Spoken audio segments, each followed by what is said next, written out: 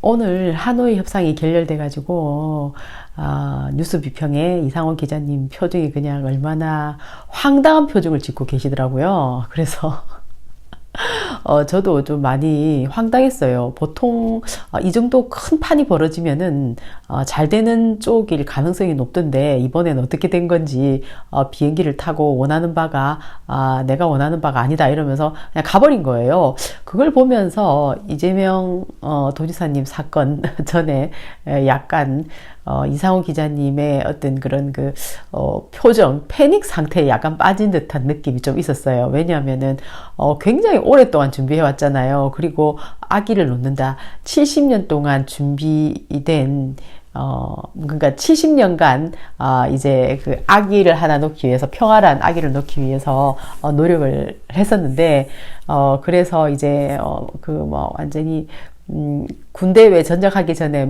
낙엽 떨어지는 것도 조심한다. 그런 마음 있잖아요. 그런 마음으로 그냥 살얼음판을 걷는 듯한 느낌, 그런 느낌이 있다면서 계속 그 고발 뉴스를 통해서 얘기를 우리한테 나누고 또 했잖아요. 그랬는데 막상 그렇게 되고 나니까 굉장히요, 진짜 많이 놀랐어요. 예. 또 이제 햄버거가 아니라 냉면, 평양 냉면 먹는 날이 멀어지면 안 되는데 하는 아쉬운 생각과 함께, 하지만 가려고 하는 목표는 오직 하나니까 거기까지 가는 길이 좀 삐뚤 할 수 있겠죠. 예, 결국은 가야 될 길이니까 가야겠죠. 예. 사람들은 이제 분명히 목표가 정해졌으니까, 그들에게는 목표가 정해졌으니까. 그런데 그 과정이 험난하고 힘들어도 결국은 가는 것은 분명하다, 이렇게 생각을 해요. 그리고 오늘 이제 성남지청에서 증인들이 출석을 해가지고 이제 법정 다툼이 있었는데, 이재명 도지사 측에서는 1명 증인이 나왔고 검찰 측에서는 3명의 증인이 나왔어요. 그런데 보니까 이재명 측에서 나온 분은 그때 이재명 도지사의 그 사람이랑 주로 이제 많은 대화를 했던 사람이에요. 그러니까 그때 내가 한번 녹취 파일 들은 것 중에 하나더라고요. 그러니까는 이재명 도지사님의 형이 나는 신이다. 나는 예수 필요 없어. 내가 예수야. 그리고 내가 부처야. 막 이렇게 하는 그런 녹취가 있었거든요. 그래서 그때 그 당시에 그런 이상한 말을 계속 들었던 그 기자였어요. 그리고 수시로 전화를 했답니다. 그런데 녹음을 하게 된 이유는 이제 고소를 한번 당했다는 거예요. 이 재선 씨한테. 그때부터 아이고 이거 큰일 나겠네 해가지고 녹음을 뜨기 시작했는데 그 녹음의 양이 엄청나게 많다는 거예요. 그래서 이제 이분이 좀 선견지명이 있었던 거죠. 또 기자 출신이고 하니까 상당히 아주 센스가 있고 뭔가 이렇게 조금 빠른 것 같아요. 촉이. 그런데 이제 이분이 이제 계속 욕을 하니까 너무 이상하잖아요, 사람이. 그래서 이제 어느 날 보니까 이 사람이 약을 먹고 있다 하는 얘기를 들은 거예요. 그게 무슨 약이냐 하니까 조울증 약이라는 겁니다. 그래서 하하, 이제서야 이제 이 기자가 알은 거예요. 왜 이렇게 이 사람이 하는 행동이 이상한가 했는데 알고 보니까 조울증이라는 것은 왜 너무 이제 이 세상에 내가 예수야, 내가 부처야 이렇게 말할 정도니까 기본에서 완전 이탈한 거잖아요. 그리고 이제 반대로 우울증에 걸린 사람이나 조울증에 걸린 사람이 반대잖아요, 행동하는 게. 우울증은 또 자기 탓으로 돌려가지고 막 자학에 시달리잖아요. 그러면서 자살을 하고, 또 조울증 걸린 사람도 물론 자살을 하는데 이재선 이분도 자살을 시도했었죠. 그러니까 이렇게 평상심을 유지할 수 있는 중도의 길을 갈 수 있는 중용이죠. 그게 굉장히 중요하거든요. 그게 일종의 이제 밸런스라고 할 수 있는데 우리 보통 사람들이 가야 할 길이 바로 그 길이죠. 보통 근데 너무 좋거나 너무 나쁘거나가 이제 심각해진 병이 되는데 우리 보통 사람들은 어느 정도 다 그런 어떤 굴곡을 가지고 살아가고 있잖아요. 계속 노력을 해야 되는 거죠. 이 유지를 하기 위해서. 그러기 위해서 책도 읽고 또 이제 영화도 보고 음악도 듣고 여행도 하고 독서도 하는 거잖아요. 독서하고 책 읽는 거 똑같은 거네요. 예, 그런 것들이 결국은 중용을 스스로가 만들어 가기 위해서다. 저는 그렇게 생각을 해요. 예, 그런데 이분은 이제 극도의 조울증이 있었던 거죠. 그러니까 트럭을 막 들이받을 정도로 그렇게 해서 얼마 후에 이제 자기 역시도 온갖 병에 시달리면서 죽었잖아요.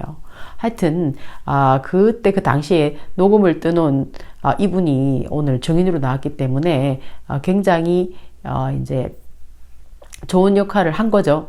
너무나 설득력 있잖아요. 그리고 이제 얼마 전에 기사 중에 이런 거 있었거든요. 그러니까 조울증 약을 먹었다고 분명히 기사에 내보냈잖아요.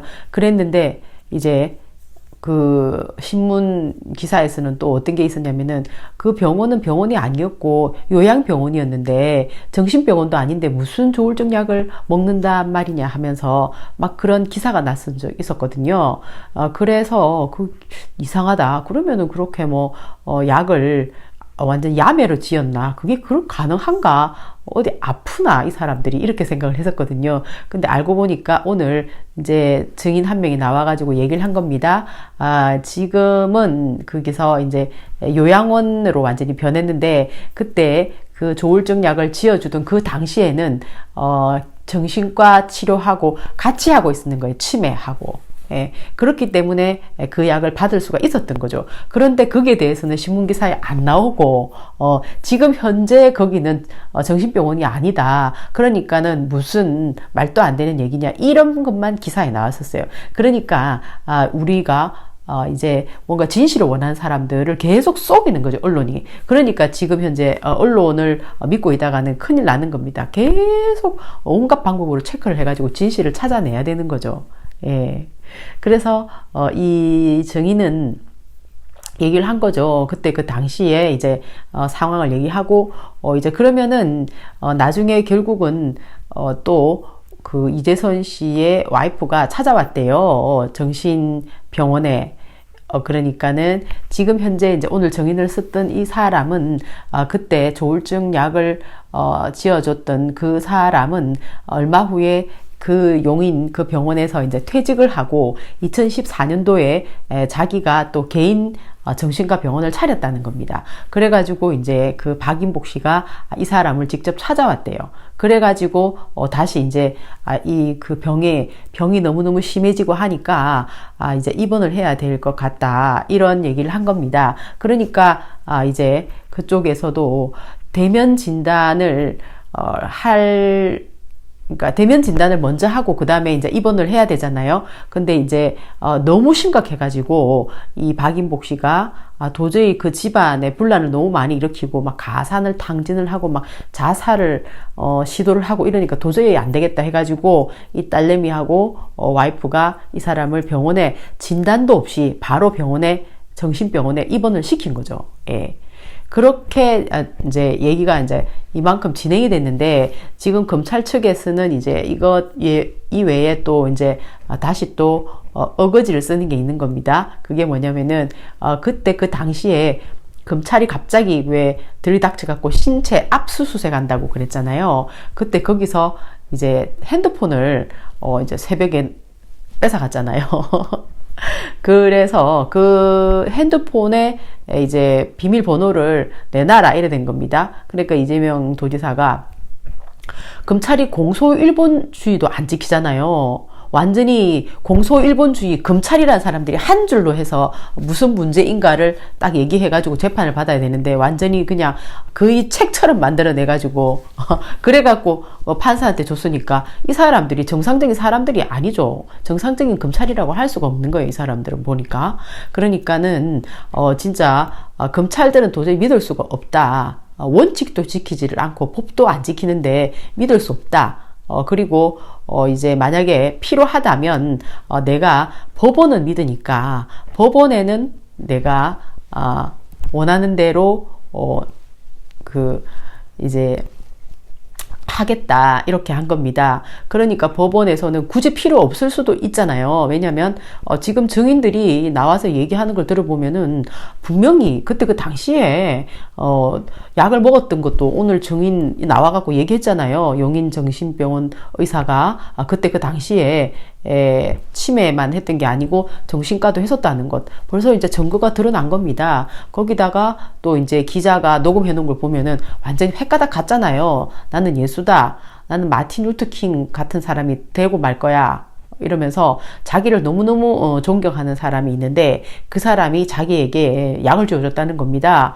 그러니까 이 사람이 진짜로 헷가닥한 사람이 맞는 거예요. 왜냐면은 약을 지어준다는 것은 존경한다는 게 아니거든요. 네가 정신병이 좀 있으니까 이 약을 먹고 정신을 차려라. 이런 건데 이재선 이분은 자기를 존경한다고 스스로 착각을 하는 겁니다. 그 정도로 이렇게 심각하다 보니까 어머니한테 그런 욕을 하면서 어머니를 죽이겠다 하는 말을 할 수 있는 거죠. 그런데 정신질환자들에게 일어날 수 있는 일이거든요. 그리고 이제 조울증이나 우울증이 이렇게 오는 사람들은 어떤 계기가 있겠죠. 현실과 자기가 처해 있는 현실과 그 다음에 자기가 되고 싶은 어떤 사람이 있을 거 아니에요. 그 차이가 너무 크면은 그때 어떤 그런 그 어마어마한 갭 때문에 정신이 헷가닥한 게 아니죠. 그게 한꺼번에 진행된 게 아니고 어떻게 보면은 시간을 두고 진행됐는데 그 진행되는 상황에서는 잘 안 보이다가 이제 결정적일 때는 완전히 이제 헷가닥 한 것처럼 보이잖아요. 보통 사람이 볼 때는 어느 정도 진행될 때는 그렇게 비정상으로 안 보일 수가 있는 거니까. 그래서 오랫동안 진행된 게 결국은 그렇게 드러난 것이었다고 봐지는데요. 일단은 이것은 사회적인 문제로도 잘 풀려야 된다. 사회적인 어떤 지금 현재 우리나라도 조울증이나 우울증을 겪는 사람들이 너무나 많죠. 지금 양극화 시대가 심각하잖아요. 거기다가 결혼을 할 수 있는 결혼을 정상적으로 할 수 있는 어떤 그런 상황에 있는 사람들이 작으면은 그런 사람들이 작은 만큼 더 사회가 불안해지거든요. 그런 상황이 지금 계속된다면은 이런 정신질환에 노출될 수 있는 가능성에 놓여 있는 사람들도 많기 때문에 법이 다시 뭐 개정이 되든지 아니면은 사회적으로 조금 더 훨씬 더죠. 조금이 아니라 경각심을 가져야 되는 거죠. 나라가 그렇게 크지도 않잖아요. 우리나라는 국토가. 그렇기 때문에 서로 간에 부대끼면서 살아가야 되는데 이런 위험이 커진다는 것은 사회 전체가 불안해질 수 있기 때문에 이번에 이렇게 드러나는 계기로 인해서 세상이 좀 더 이렇게 정비되고 정화되는 그런 상황이 좀 왔으면 좋겠다. 고 생각해요. 그리고 이제 경기도에서는 이 와중에도 또 이제 하나 화성 국제 테마파크가 이제 뭐 이렇게 우선 뭐 협상 대상자가 정해졌다고 하는 것 보니까 이제 결정 난 것 같아요. 이게 결정 나는데 계속 쉽지가 않았다네요. 10년 동안에 2번이나 결렬이 됐답니다. 근데 이번에는 이것을 이제 통과하기로 결정이 났다는 거죠. 근데 이제 우선 협상하게 된 곳이 신세계 프라이어리티 신세계 건설이래요. 4조 5,700억 투자해서 어드벤처 월드, 휴양 워터파크 등 컨셉을 만들어가지고 2026년도에 1차 개장이 목표인데요. 여기에 그게 있대요. 공룡에 관련되는 그런 유적이 아니죠. 그거는 화석이죠.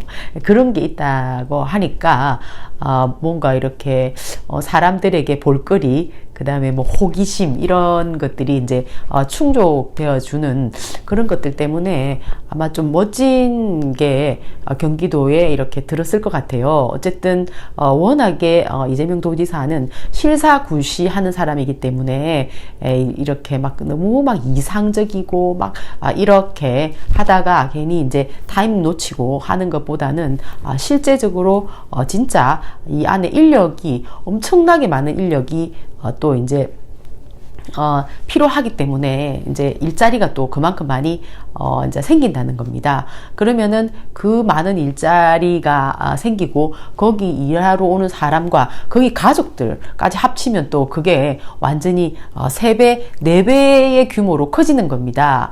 그러니까 경기도 입장에서는 이번에 이것이 선정된 것이 완전히 크게 축하할 일인 거죠. 그러니까 지금까지 경기도가 아주 그냥 완전히 부패는 망하는 지름길이다 하면서 막 완전히 그 부패, 청렴 이런 것 때문에 협약식을 할 정도로 완전히 이제 그 분위기가 그렇게 청렴으로 무르익었잖아요. 그런 상황에서 이렇게 신세계 건설이 이제 우선 협상 대상으로 선정이 되어서 일단 일을 진행하기로 했다고 하니까 투명한 가운데 벌어지는 일이다 보니까 이렇게 삼성 관련 되는 업체죠. 여기 신세계도 그래도 이제 자기들이 정당한 뒤에서 막 뒷돈을 먹이고 막 그죠 막 그런 뭐 향흥이라든지 막 이런 게 있는 게 아니고 아주 모든 절차가 깔끔하다면은 얼마든지 수용한다 하는 거잖아요. 그러니까 그렇게 된다면은 누구든 대기업이라고 해서 싫어할 이유가 없는 겁니다. 그들이 지금까지 주권자들을 속이고 부패의 온상을 만들고 공무원들을 아주 그냥 타락하게 만드는 그런 것들이 우리는 끔찍하기 싫었던 거예요. 예. 그리고 이제 그 실력 없는 사람들이 권력이 아니죠. 기업을 세습해서 저런 조연아 같은 저런 사람이 아주 그냥 3대째 거기서 뭔가 책임감을 있는 자리에 있다는 것 자체가 완전 재앙 아닙니까?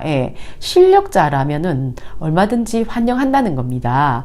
그래서 아주 멋진 소식이다. 그리고 이제 형님 이 정신병 이거 때문에 이재명 도지사님이 스트레스를 많이 받을까봐 사실은 그게 굉장히 걱정스러워요. 그러나 국민들이 주권자들이 있다. 그 마음을 알아주는 사람들이 있다는 것을 그런 것이 힘이 되었으면 좋겠어요. 너무 그 법원에서 나오는 모습이 진짜 좀 그냥 너무 짠하잖아요. 계속 그냥 같은 말 또 하고 했던 말 또 하고 너무 필요한 일이지 않습니까? 그것도 그냥 몇 시간씩이나 진짜 완전히 이거는 너무 힘든 일인 건 분명한 것 같아요. 그러나 어쩌겠습니까? 이것이 숙명이다.